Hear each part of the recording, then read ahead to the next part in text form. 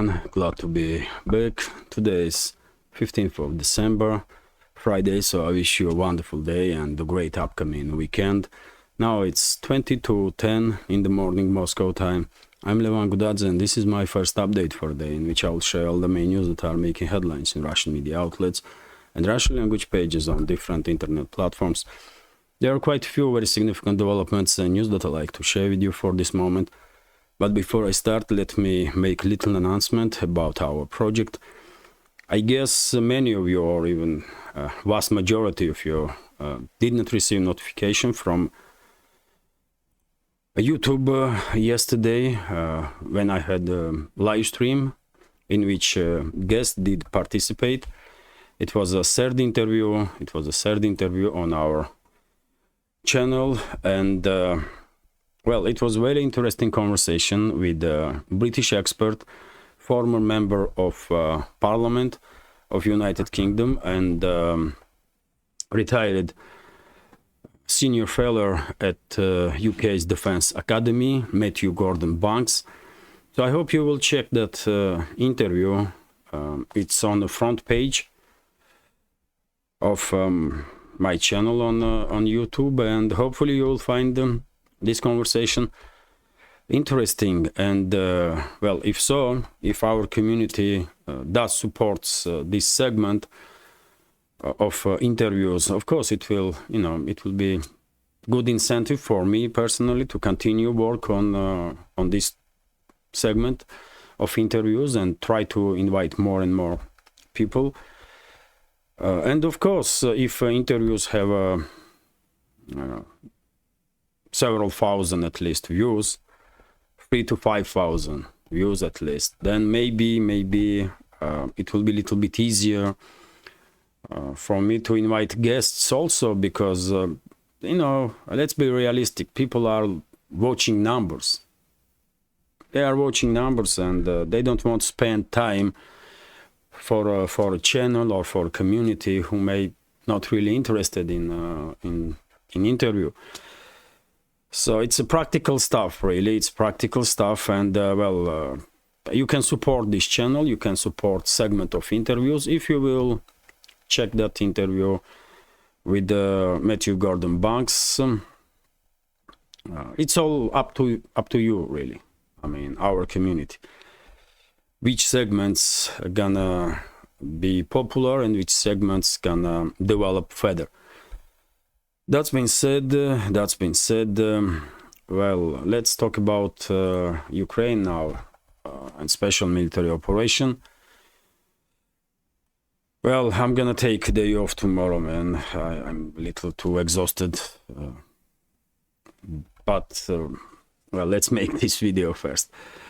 And when it comes to Ukraine, according to reports of Russian media, Russian defense ministry or Russian military channels, there was no crucial changes on any of the sectors of the front line. It's daily routine, basically artillery duels between the sides in which Russian forces do have a upper hand.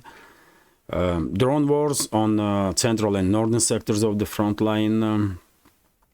On the southern regions, weather conditions are quite bad, and therefore activities of drone operators are quite low, although they still are operating, of course. And local scale skirmishes, reckoning force operations, initiative in Russian hands all along the front line, but yet again, at this point, nothing is happening that can influence any of the sectors of the front in immediate future.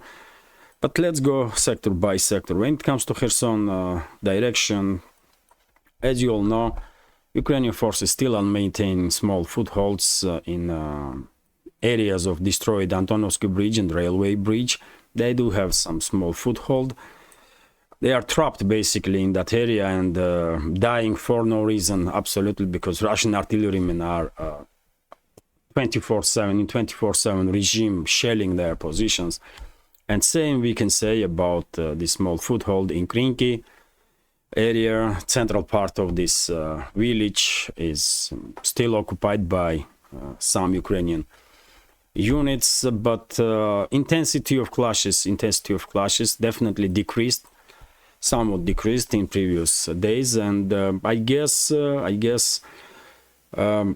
not gonna see any increase of activity from Ukrainian side no more in this direction, because at this point, I mean, probably even Zelensky and his idiot associates did realize that Russian side created a trap on the left bank, and the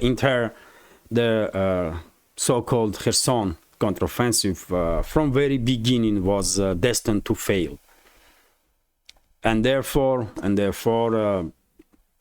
I don't see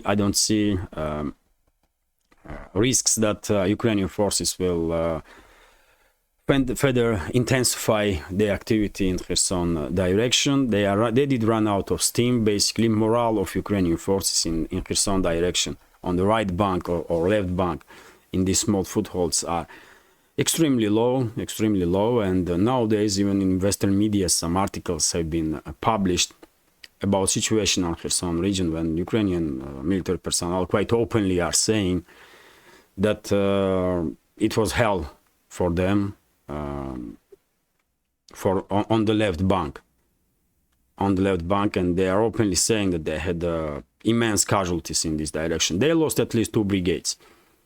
Kiev regime, for media optics, did sacrifice another 2 brigades of Ukrainian army in Kherson direction. That's it.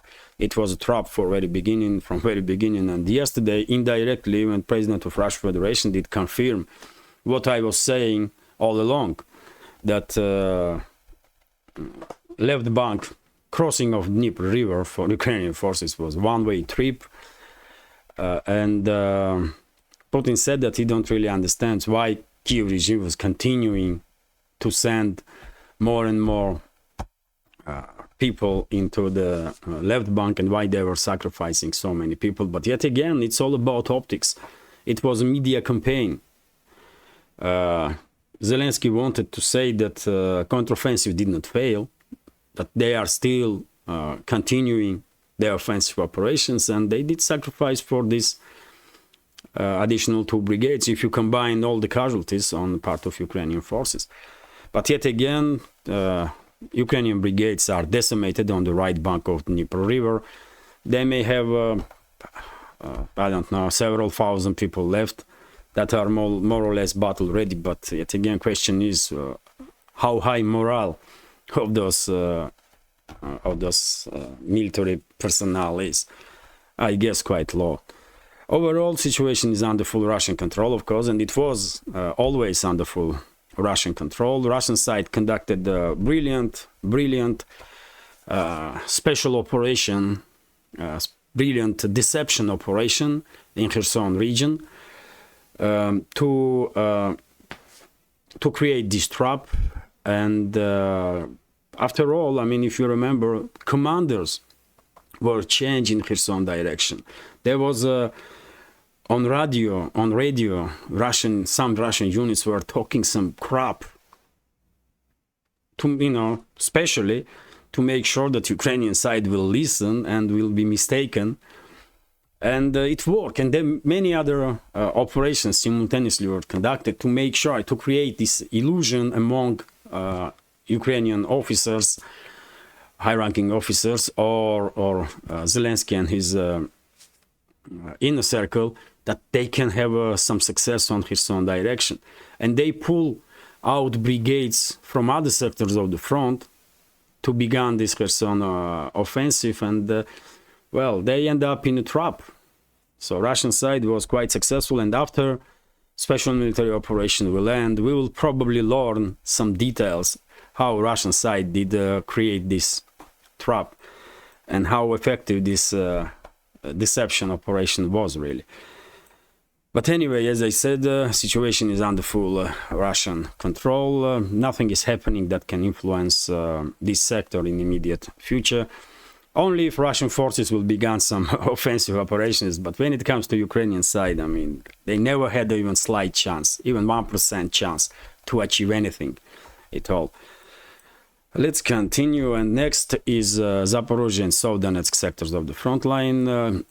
last several days, intensity of clashes in this direction are quite low in comparison to previous weeks, and one of the reasons for it is weather conditions. Weather conditions are deteriorating significantly. It's almost impossible to use country roads for heavy military equipment, so sites are basically engaged in artillery duels mainly, and local scale skirmishes to in attempt to somewhat improve current positions. But yet again, nothing is happening, especially in Zaporizhzhia sector of the front line. Nothing is happening that can influence overall situation on this sector in immediate future in upcoming days. Initiative is in Russian side, and I guess everybody now, even Ukrainians probably, do wonder why Russian forces are not encircling in this Ukrainian grouping of forces in Orekhov bridgehead. Maybe because it's a trap. Maybe because it's a trap, and maybe Russian forces are, trying to provoke Kiev regime to send additional military personnel in this direction, so that when Russian forces began their operations to encircle this grouping of forces, more units will be forced to lay down arms and surrender. That's a possibility also because Ukrainian forces on Zaporizhzhia direction are decimated, and we are talking about one of the best Ukrainian brigades from strategic reserve that was fully armed by NATO member states and trained by NATO member states. And those brigades are decimated. And they are now, all they do is digging deeper and deeper in the ground to somehow hide from Russian drones. That's all they do, man. And probably, praying to somehow survive this hell. But it is what it is. It is what it is, man. It's only a matter of time, and these Ukrainian units in Orekhov bridgehead will be forced to run away or to surrender. They will be encircled.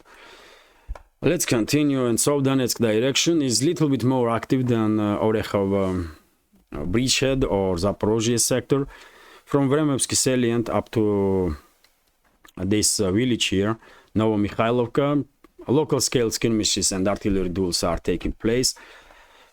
Some missile strikes, but yet again, because of the weather conditions, Russian frontline aviation is not too active in this area, at least previous 24 to 48 hours, and therefore, even in reports of Russian Defense Ministry, casualty numbers on Ukrainian side are comparatively low than during the previous days. Overall, operational pause is holding on this sector also. Nothing is happening that can be called breakthrough for anyone's side. When it comes to Donetsk sector of the front line, we have two major hotspots, of course, Avdiivka and Bakhmut areas. When it comes to Avdiivka, at this point, only question I have when we will see big Ukrainian units began to lay down arms and surrender.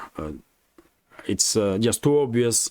It's just too obvious to me that, especially after Bakhmut story, Ukrainian military do know what kind of fate is waiting for them if they will continue fight for Zelensky and his criminal associates or Western masters of those criminals. And I guess some negotiations are taking place between Russian and Ukrainian officers in this area to make sure that there will be no unnecessary casualties on any of the sides, and big Ukrainian units will lay down arms and surrender. They cannot withdraw because they will be prosecuted or maybe even shot at by Ukrainian neo-Nazi detachments that are blocking retreating pathways for Ukrainian units. So only way they can save their lives is to contact Russian forces and surrender. And I expect any day,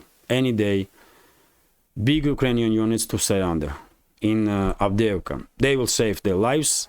Casualties will be minimal in that case. And of course, city itself will avoid fate of Bakhmut. And probably many of you did see a video or photo material from Bakhmut city is devastated as a result of intense clashes between the sides. initiative, of course, in Russian hands, and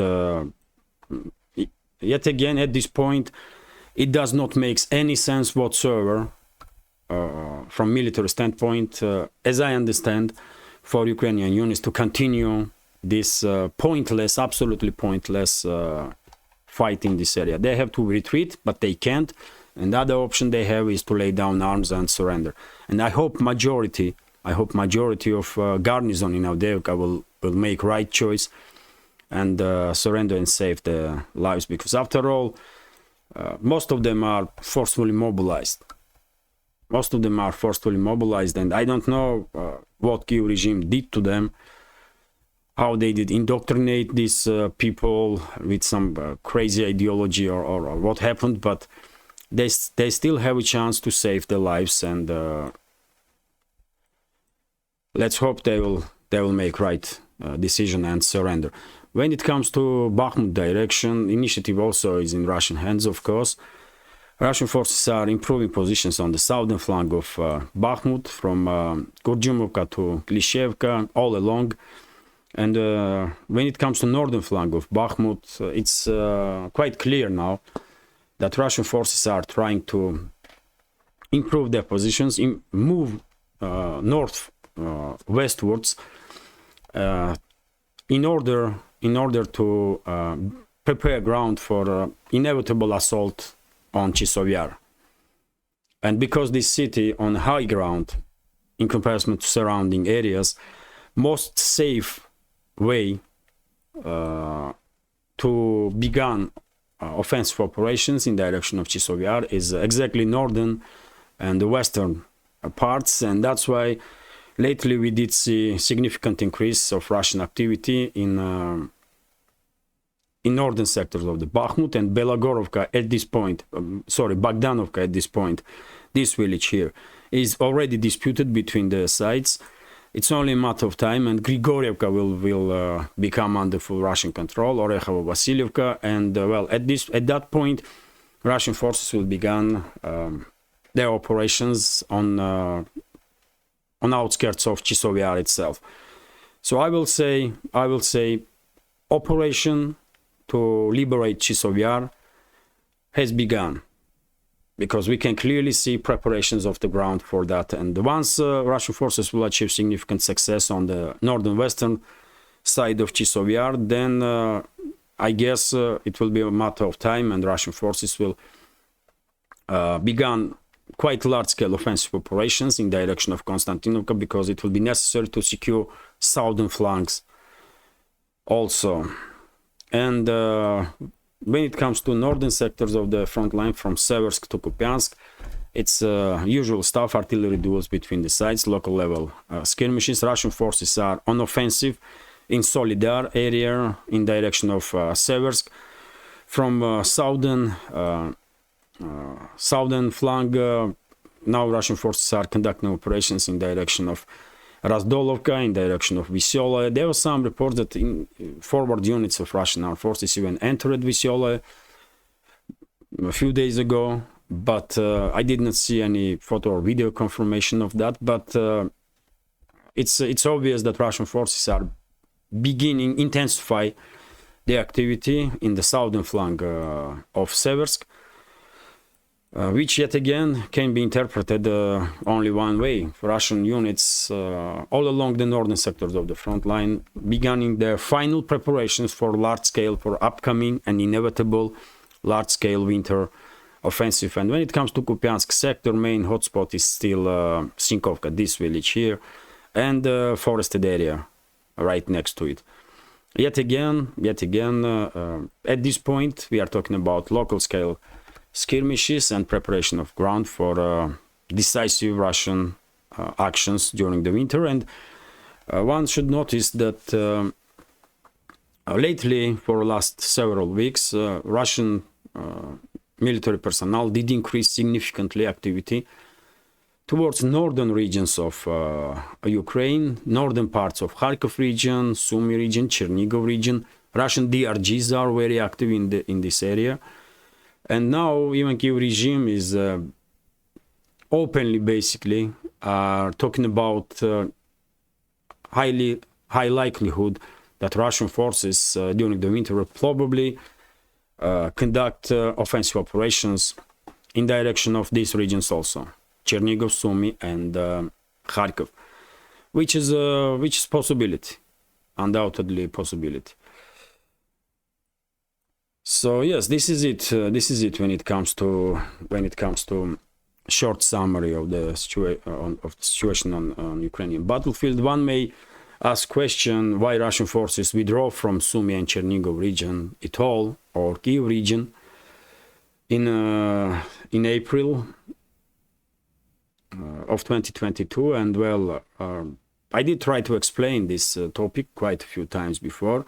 Initially, I was also kind of confused. I didn't understand what was going on. Especially when Kharkov, so-called Kharkov offensive did happen from Ukrainian forces. But then, once I did analyzing Russian strategy little more, I did realize that Russian forces, general staff all along had this plan as a plan B. On initial stage, idea, as I understand, idea of Moscow was to conduct rapid advance into Kiev-controlled territories, then force Kiev regime to conduct negotiations, and basically Moscow almost succeeded in this. Negotiations were taking place in Istanbul, in Turkey. Sides basically had an initial agreement on peace talks, and Russia was demanding very little, really. Neutrality of Ukraine and the safety and security of Russian speakers in Ukraine, and respect for Russian language. That was it. Basics, isn't it? But then we all know what happened. Washington and London get involved. They basically forced their puppets in Kiev to not to agree on any anything with Moscow, and to continue fight. And once this happened, Russian side began operating on a plan B. Which was to withdraw forces on the lines, on current line of defense, let's see, and then on current line of defense try to demilitarize Kiev regime. On current line of contact, neutralize battle capabilities of Ukrainian armed forces, so that when decisive offensive operations will begin, casualty numbers will be as low as possible, and destruction of on the ground will be also as minimum as possible. Because just imagine if Russian forces will not withdraw, let's say, from Kharkov region, and the Russian units were on outskirts of Kharkov itself, what will happen? In what conditions Kharkov will be at this point if Russian forces did not withdraw from there? It's a huge city, by the way. Huge city. It will be totally devastated, isn't it? It will be scenery like we see in Bakhmut. And Moscow will never agree on that. It was never Moscow's intention to decimate Ukraine. All Moscow wanted is neutrality of Ukraine, to secure its borders, and safety of Russian speakers, and respect for Russian language. That was it. And that's why from very beginning, tactic of Russian army and strategy was on to minimize collateral damage, as much as possible. And therefore, very often, Russian military personnel was risking their lives, to make sure that there are no, they are as minimal collateral damage as possible, let's say this way. So now I do understand. Initially, when this so-called Ukrainian Kharkov offensive happened, I was very angry. I didn't understand what was going on.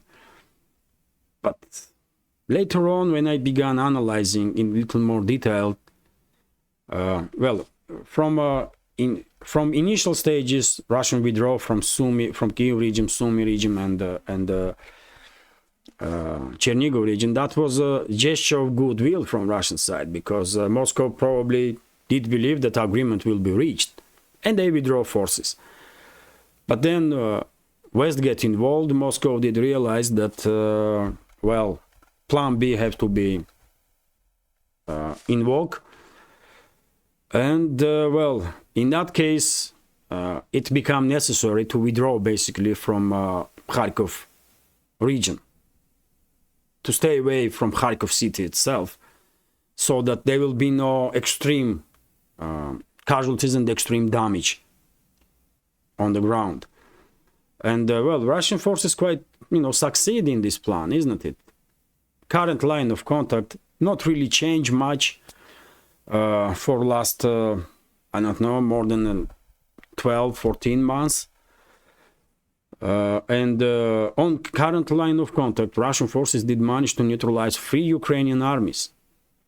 Initial army, second army, that was a kind of mix of Western trained militaries and local trained militaries, and the mix also in weaponry, and the third army that was created to conduct this so-called counteroffensive, which was also decimated.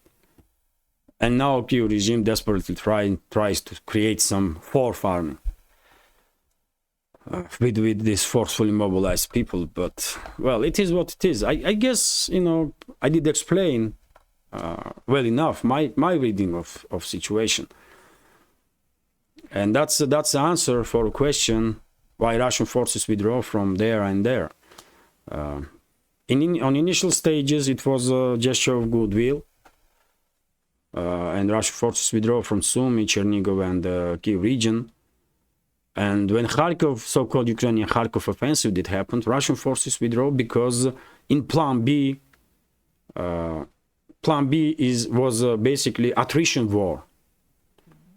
And if Russian forces will stay right next to Kharkov, they will decimate Kharkov. As a result of clashes between the sides, Kharkov and surrounding areas would be obliterated.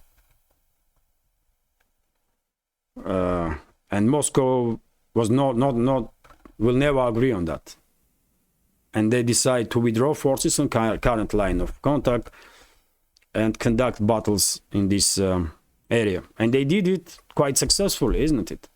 So I have to say, man, Russian general staff, they do know how to, we may be critical, but they definitely know how to plan large-scale operations, offensive, defensive. I mean, they know their job.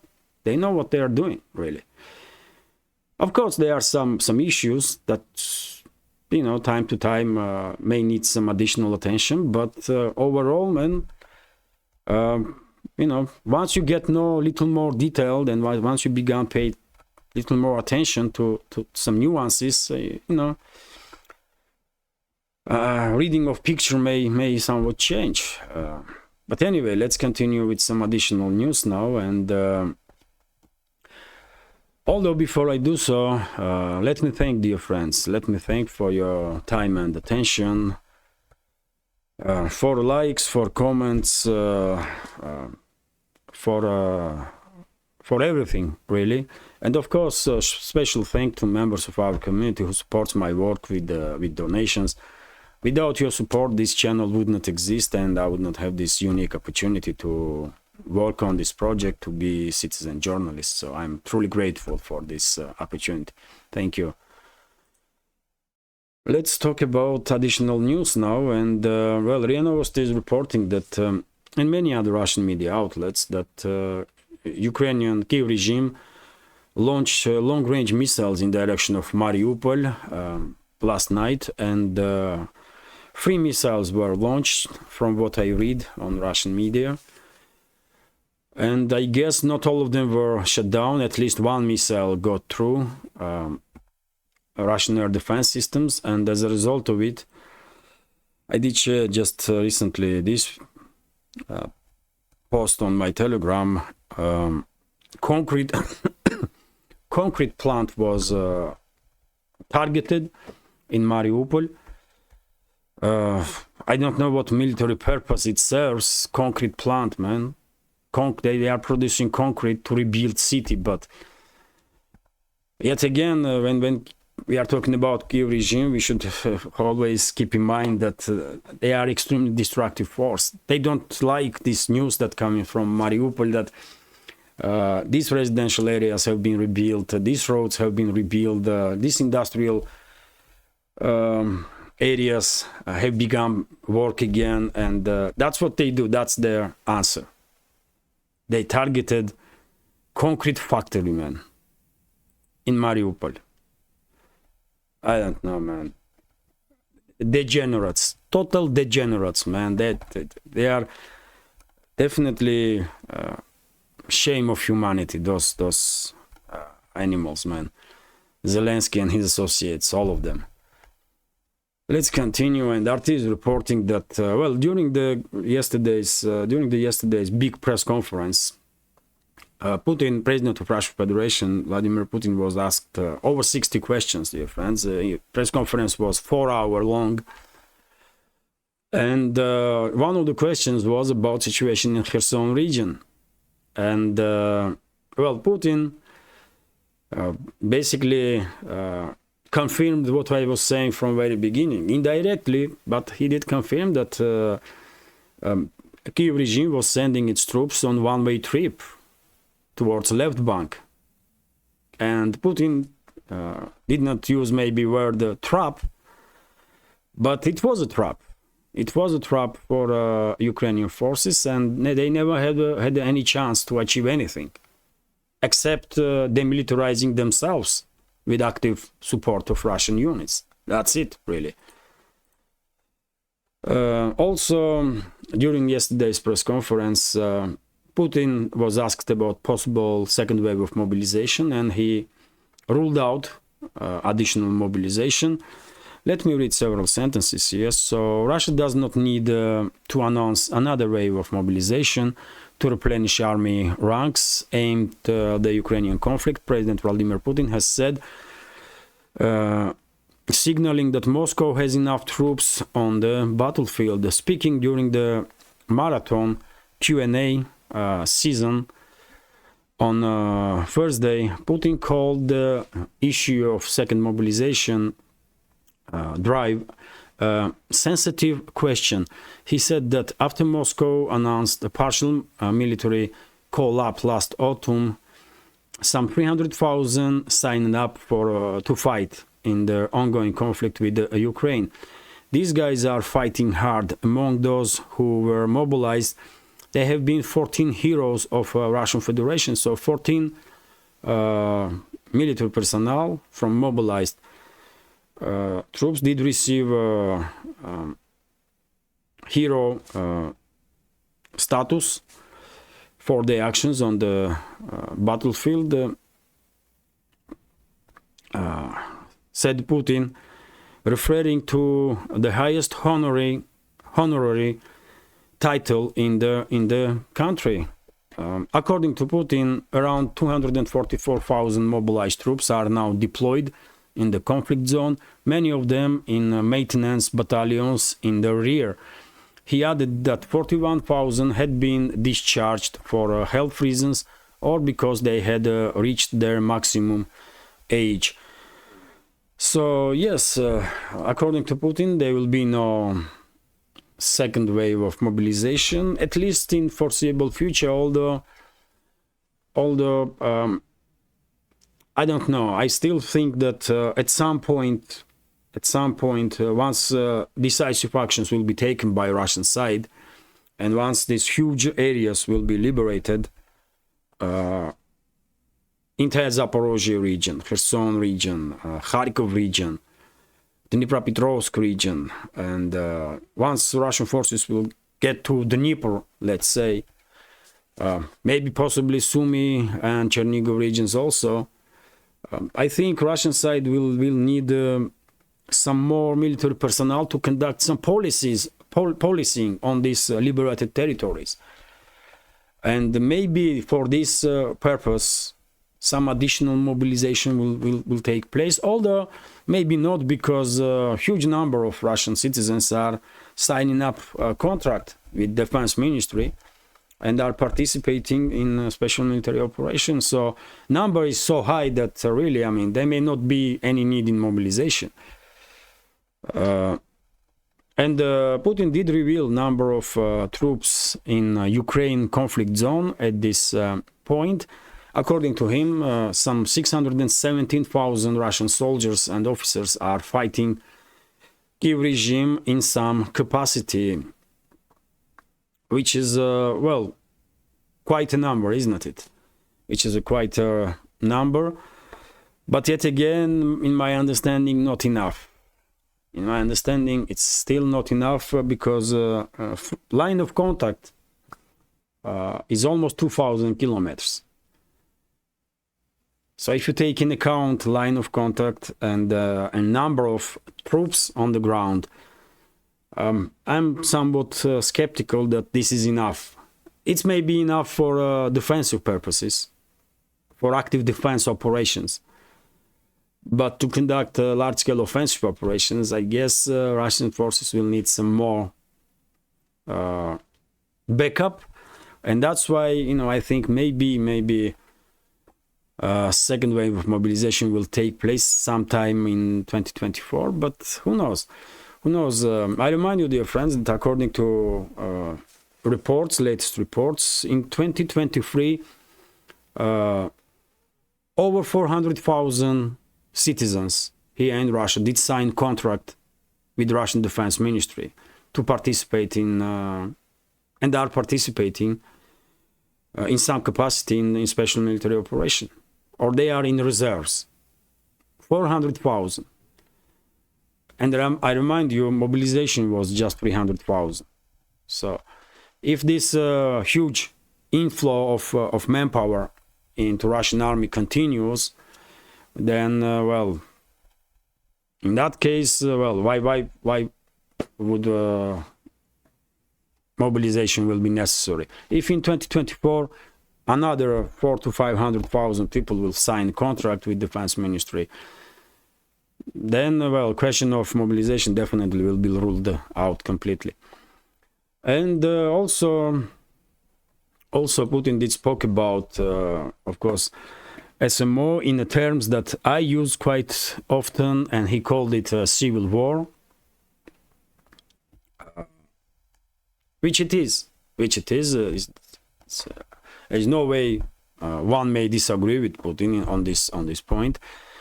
So Russia has been trying to, for decades, to build normal relations with Ukraine at any cost, but this was made impossible after the coup d'etat in 2014.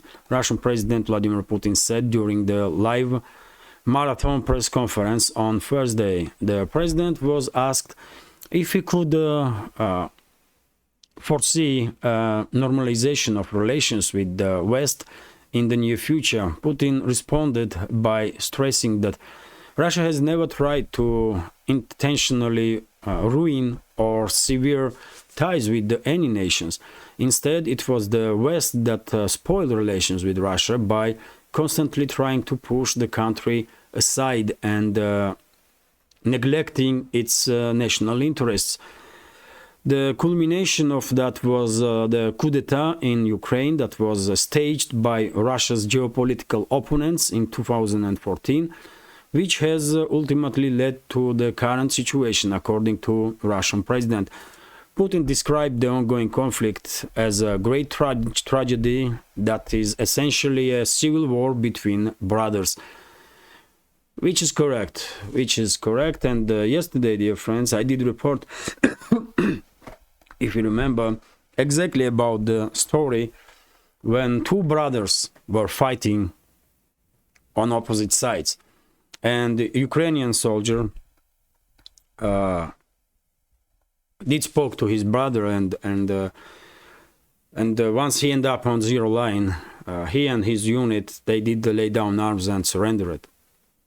Russian forces. They use 149.200 radio frequency, Volga, to contact Russian forces and to arrange surrender.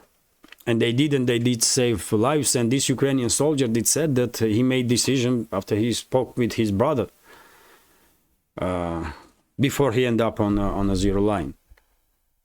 So it's definitely civil war. It cannot get any more closer to civil war when brothers are on opposite sides, and thousands and tens of thousands of families, hundreds of thousands of families are now divided between Ukraine and Russia.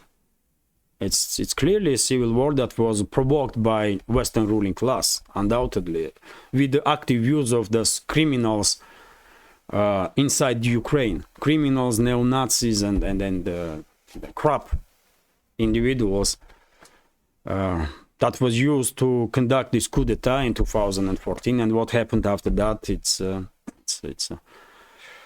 everyone knows. Let's continue now. And well, during the press conference, Putin also spoke about economical development in the new regions of Russian Federation.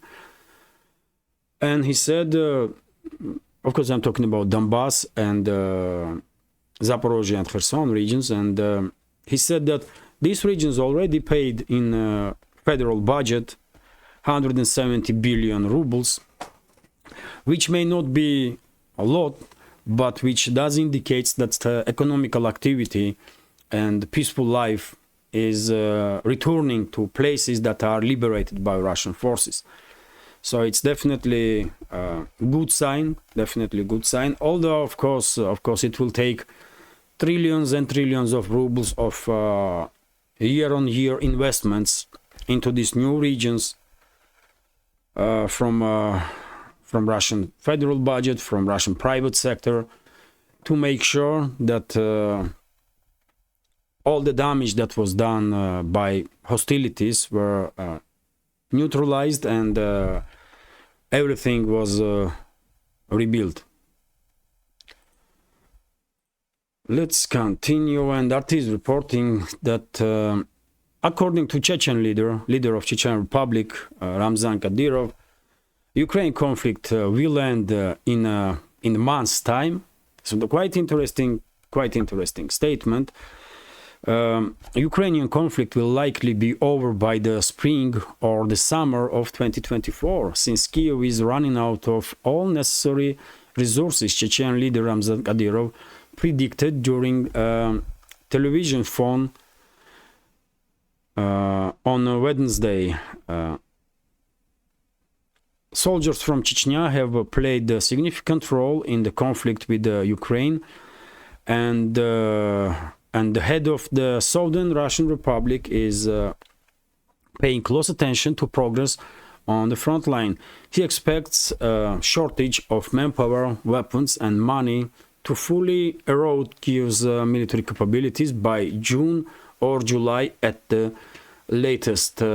Well, I guess I'm quite sure that head of Chechen Republic does have much more information that we do. He has reached into classified information. He has reached to detailed information from the front line, because many units from Chechen Republic are fighting in on the front line. And well, his opinion definitely has weight in it, and his opinion somewhat correlates with my reading of big picture, because you know, as you know, I do predict that this conflict will end before. I did predict it a few times that this conflict may well end before summer or towards summer. It all depends how effective decisive actions, decisive winter offensive of Russian armed forces will be. And yet again, this offensive on its own depends on situation in Ukrainian army. If Russian side, if Russian general staff did see that battle capabilities of Ukrainian army are very limited, morale is low, and more Ukrainian units are willing to end fighting for Zelensky and his associates or for the Western geopolitical agenda. In that case, we may see Russian offensive, large-scale Russian offensive operation. But if Ukrainian forces, if Ukrainian army is still somewhat maintaining its battle capabilities, then Russian side will be forced to maintain current line of contact and by constantly increasing pressure, eventually force Ukrainian army, Ukrainian units to lose their battle capabilities, and only then Russian offensive will take place. Yet again, in attempt to minimize casualties among military personnel and of course among civilians, and to minimize damage on the ground. And when it comes to civilians, we definitely have a good comparison at this. No, it's not good, man. It's we definitely have a clear comparison, at least, to understand how different approach is by Russian forces and, let's say, IDF, Israeli Defense Forces, when they are conducting military operations. According to latest reports from Health Ministry of Palestine, since the escalation between Israel and Palestine, over 17,000 civilians have been killed, and 50,000 civilians were around 50,000 civilians were wounded. This number is significantly high, especially number of killed civilians are significantly higher than number of casualties, civilian casualties, during the very intense clashes between Russian and Ukrainian forces. Yet again, according to data that I see. So that's, that's one more reason to understand the approach of Russian forces, how important it is for Moscow to minimize collateral damage as much as possible. Let's continue. RIA Novosti is reporting that German Chancellor Olaf Scholz will not meet Zelensky, who was in Germany, by the way. He was on this military base in Wiesbaden in Germany. Probably had some talks with his bosses, generals from US and UK.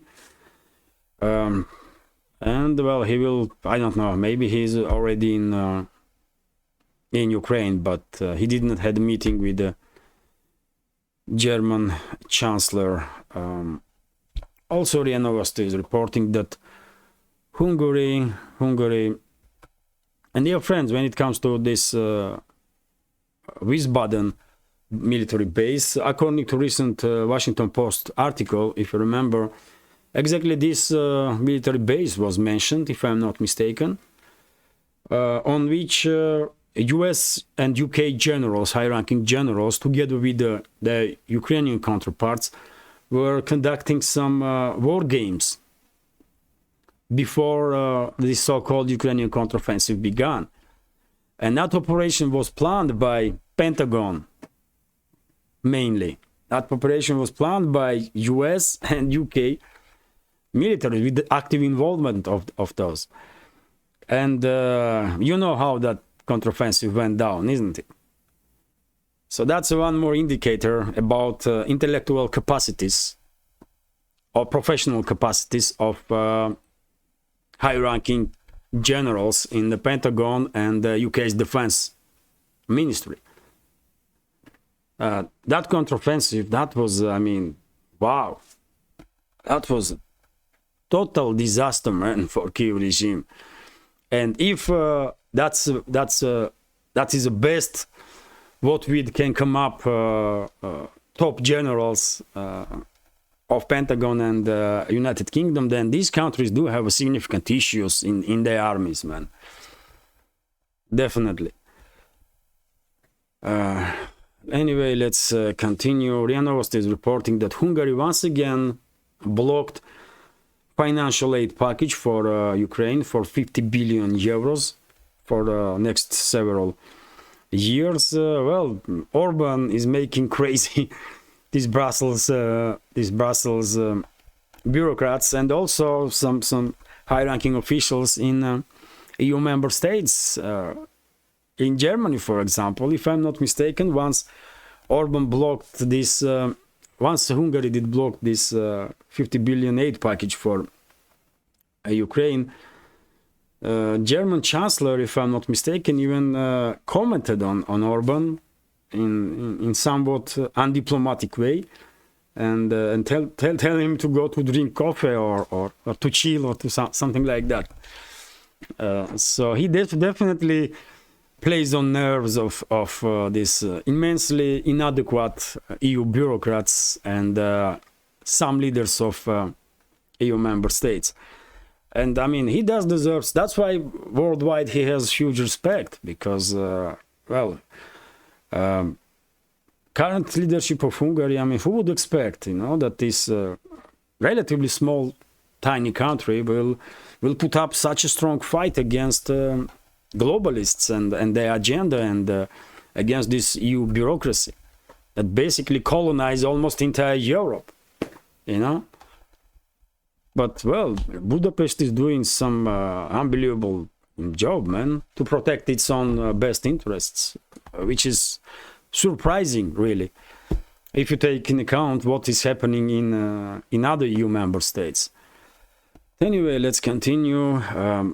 Of course, we have to talk about escalation in the Middle East, and Russian media do pay significant attention to this topic, and we have TASS News Agency's report this morning that Tsahal, or IDF, is conducting storm operations, assault operations on city of Tubas in the West Bank.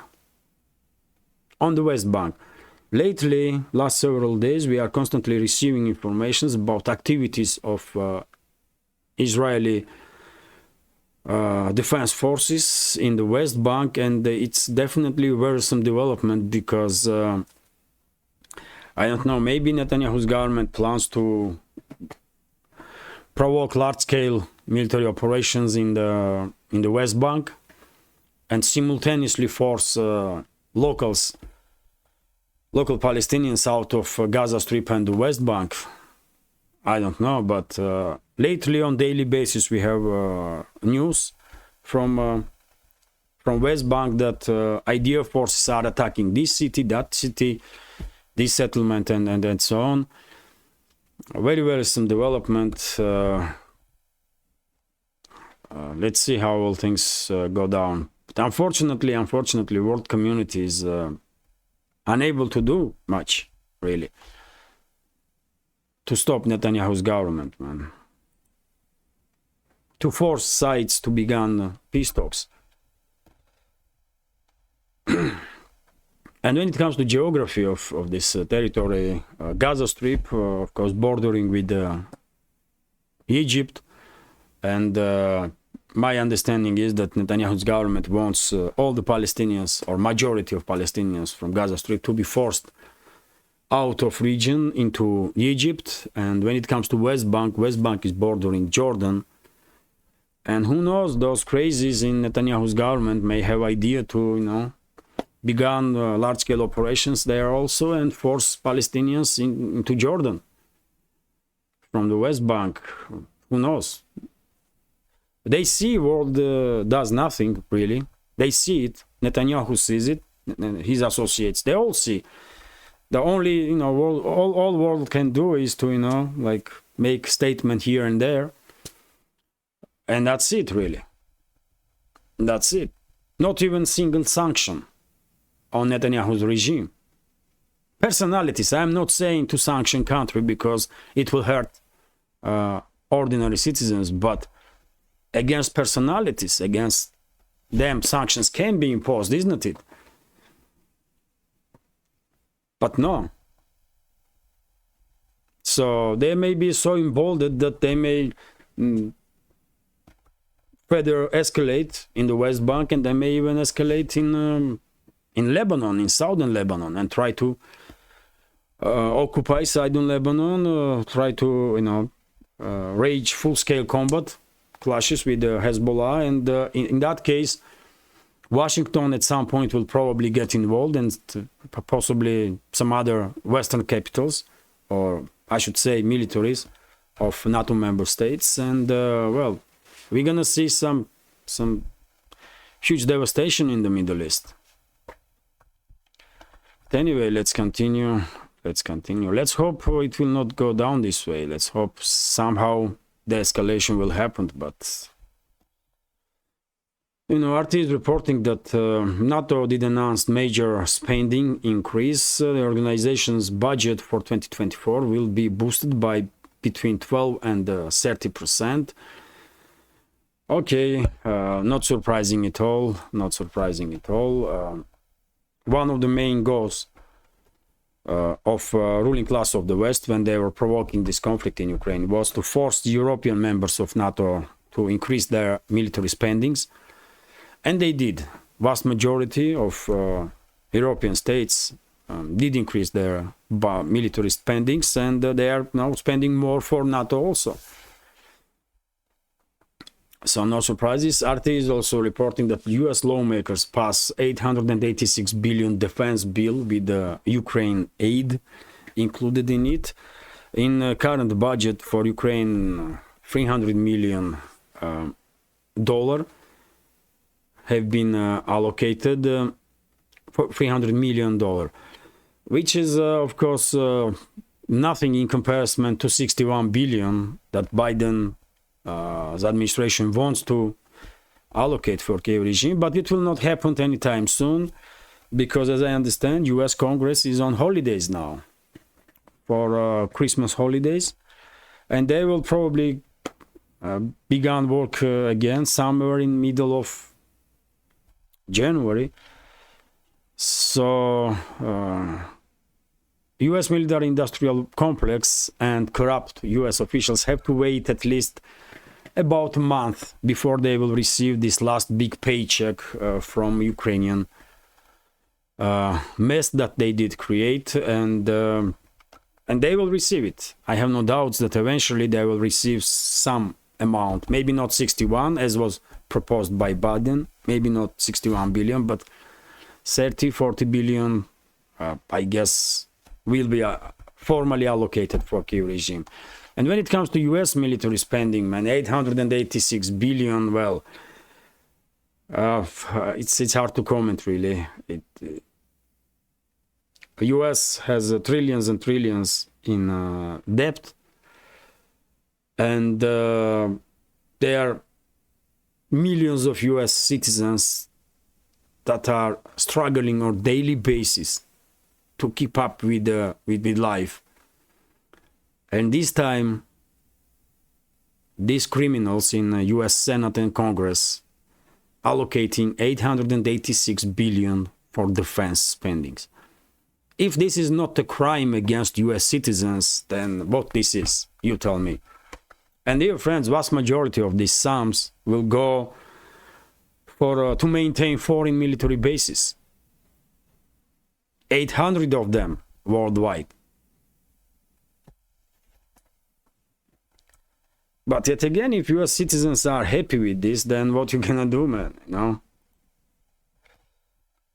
Anyway, let's continue. RIA Novosti is reporting that EU did make decision to give Georgia status of candidate into EU, which is, I don't even know how to comment. Is it a good news for Georgia or irrelevant news for Georgia? Because I don't really see why Georgia should become member of EU, man. I mean, Georgia has unique opportunity to develop good relationships with everybody, and be kind of bridge between West and the East, South and North, and by becoming, theoretically speaking, by becoming like member of EU, then of course Brussels will decide with whom Georgia will have what kind of relationships, like they do in most cases when it comes to EU member states. And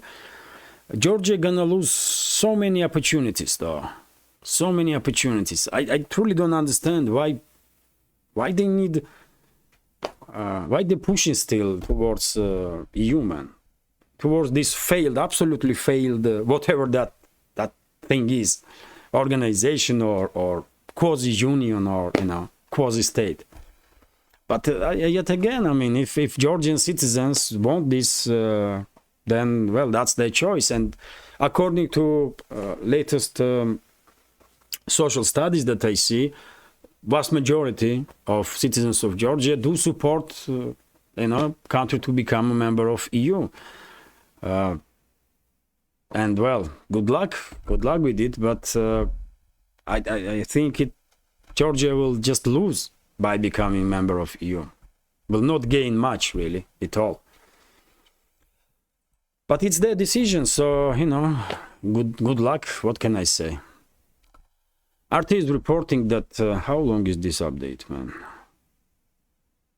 Oh, it's already an hour, man.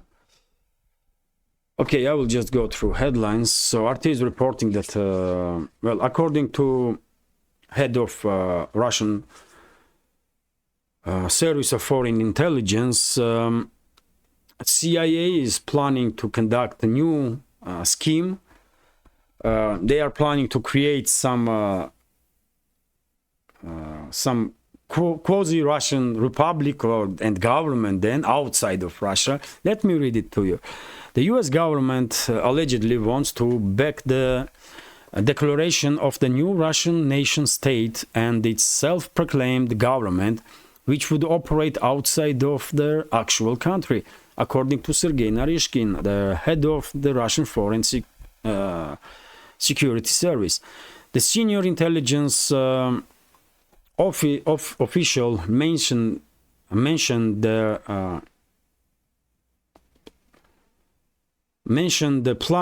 this plan during the meeting with his counterparts from former Soviet nations in Minsk on Thursday. The CIA is considering the project of creation of a virtual, supposedly legitimate state outside of Russian Federation and so-called Russian Republic, headed by so-called interim administration. He explained. The US goal is to destabilize the situation in the country ahead of the next year's presidential elections, Narishkin said. Well, theoretically that may happen. I mean, we know what US did with Venezuela when they declare some charlatan as a president of Venezuela. Guaido, that was his surname, isn't it? So that clone, Guaido, was declared as the president of Venezuela by Washington. And many countries worldwide did play along with this nonsense, including European states. And this Guaido was visiting one state, another, third, fourth. And then when these idiots in Washington and other capitals of the Western world, when these idiots in the governments of the state realized that the world was laughing, man, non-stop at them, well, then they change their attitude. And do anybody knows where that Guaido is now? I don't, and I don't care, and no one cares.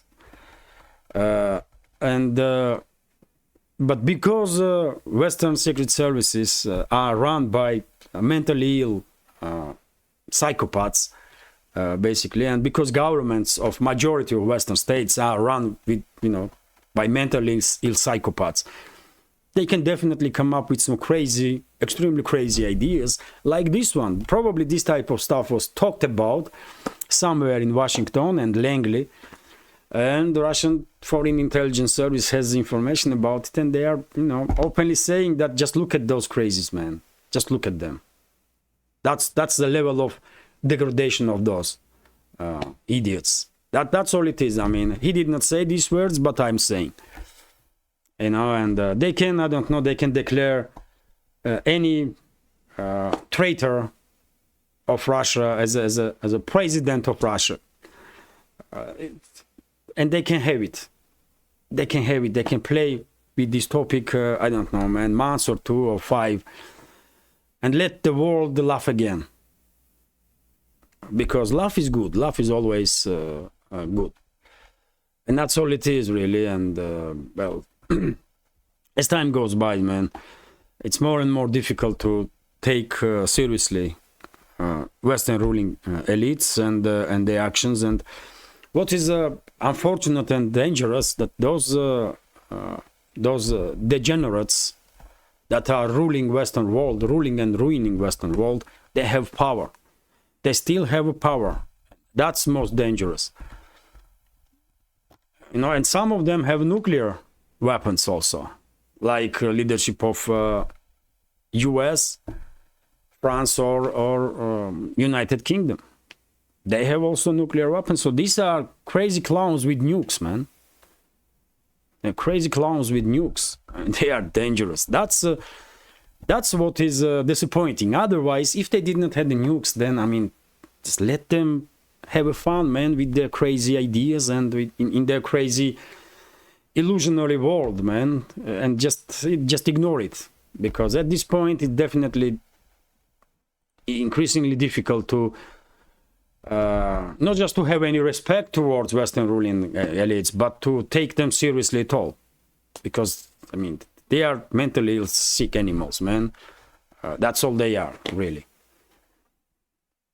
And RT is reporting that US most likely blew up the Nord Stream pipeline. It was said by Russian president yesterday during this press conference, this marathon press conference. And according to him, Washington or its allies are the probable culprits in the sabotage of the Russian gas pipeline. The president has claimed, well, it is, man. It is, we all know, it's Washington. And this once again demonstrates how crazy they are, man. They really are mentally ill and intellectually bankrupt individuals who runs Western world. 100%, because what they did with Nord Stream pipelines, man, I mean, it's I don't know, man. After this, how anybody can take them seriously, man. And after many other stuff, man. It's not just Nord Stream, but in general. TASS news agency is reporting that Austria will unblock a 12th package of sanctions on Russia. Austria was demanding from Kiev regime that Raiffeisen Bank of Austria be removed from a list of companies that are supporting Russia, and probably Kiev agree on this, and now Austria will remove ban on or veto on 12 sanctions package on Russia. Okay, Raiffeisen Bank is used to operate in Russia. I don't know now, but maybe it still operates. Who knows? Or maybe not. But yet again, when it comes to sanctions on Russia itself, I mean, another reason to laugh, really. Another reason to laugh, because, I mean, what they gonna sanction? Really, they did sanction everything. They could. It's over 15,000 sanctions. Can you imagine? Over 15,000 sanctions on Russia have been imposed by G7 and the EU. So at this point, nobody in Russia cares at all about sanctions and so on. Let them sanction all of us. Who cares, man? RIA Novosti is reporting that Japan, another one, Japan is considering to increase sanctions pressure on Russia, and 43 Russian organizations may get sanctioned by Tokyo. Yet again, who cares, man? Who cares, really? If it was up to me, I will cut all ties with Japan, all ties with Japan. I mean, completely. Just to teach them lesson, you know. Just to let them know that they mean nothing to us, you know, in general, nothing at all. But well, Russian government is more diplomatic, of course. I'm not that diplomatic, but that's what I would do, man. Because come on, Japan. I mean, do you know where you are on the map? Are Japanese leadership realizing their geography? Why they are acting aggressive against Russia on behalf of Washington? You know. Anyway. Japan is a colony, so I mean, you cannot get angry really that much because Japan is a colony of US. Japan is occupied by US forces, and the entire political spectrum in Japan, they are puppets of Washington. I don't think they represent Japanese people at all. They represent Washington, colonized force. That's it. RIA Novosti is reporting that Finnish government, man, I mean, this is crazy. This is crazy. Finnish government made decision to shut down border crossings with Russia that was open day before. So tell me how I'm gonna comment seriously, man, on any actions of Finnish government. So a few days ago they made decision to reopen few border crossings, mainly because of the pressure from European Commissioner on Human Rights. Helsinki was criticized because after border crossings were shut down, this wave of refugees from third countries that are trying to enter Finland by using Russia as a transit state, these refugees were basically end up in difficult situation. They don't want to apply for asylum in Russia. They want to go to Europe. Maybe not even to stay in Finland, but to use Finland also as a transit state. And well, Finland made decision to shut down borders to, you know, to seal themselves from this wave of refugees. Then the European Commissioner on Human Rights criticized them, and Helsinki made decision to reopen at least several border crossings.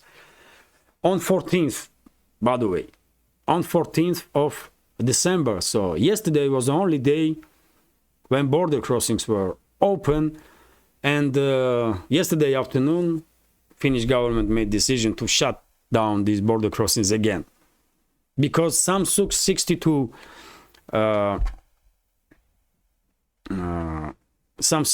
refugees, man, not 62,000, but 62 refugees crossed the border and asked for asylum. And that was enough for Helsinki to shut down borders again, man. And I don't know, man. Something is wrong with Finnish government for sure. I mean, how are you gonna change? I mean, they are changing their own decisions day by day. I mean, today we're gonna shut down borders, tomorrow open, and day after tomorrow shut down again. Come on, man, be a little serious. Do they realize that they are officials, high-ranking officials in government of Finland? Why they are acting like, I don't know. But anyway, let's continue. TASS news agency is reporting that Russian president, during yesterday's press conference, did also share with public quite interesting news about, interesting detail about foreign debt of Russian Federation. And he said that at this point, foreign debt of Russia is $32 billion US dollars. Only $32 billion US dollars, man. Peanuts, really, in comparison to Russian GDP. It's nothing. And foreign debt used to be 46 billion, but in previous few months' time, Russian side did, decide to pay back this foreign debt, and it's now only 32 billion, which is, I mean, not that much, especially if you compare this data with the data of other countries, especially in the Western world, when they are borrowing and borrowing like crazy, man, in hundreds of billions and in trillions even. Anyway, this news gonna be last one for today's update. Also quite interesting news that breeding is contributing to global warming. Well, that's new study, dear friends, that now human breeding is also becoming an issue for these sick individuals that are pushing this narrative of global warming or climate change or whatever they, pushing on the world. Climate is changing, okay, weather is becoming a little warmer, okay, it does always this. 12,000 years ago there was I don't know, ice age, and after 12,000 years probably there will be another ice age. Climate on planet Earth is changing constantly. It has nothing to do with humans, but look at these idiots, man. Now they are because funds probably are allocated to push this narrative of the global warming and how everything is bad, and how cows have to be exterminated because they are, contributing to global warming, and therefore artificial meat has to be produced, and of course, who's gonna invest in artificial meat, and who's gonna benefit from that? Exactly the clans or individuals that are pushing this narrative. Same goes for energy sector. They are pushing for narrative that, these fossil fuels are too dangerous, and let's do some renewable wind and solar and so on. And who is investing in wind and solar? Who has a monopoly in that segment? Very same people that are financing this narrative to, push this craziness over the world. And now I guess some group did receive funds to conduct study on human influence.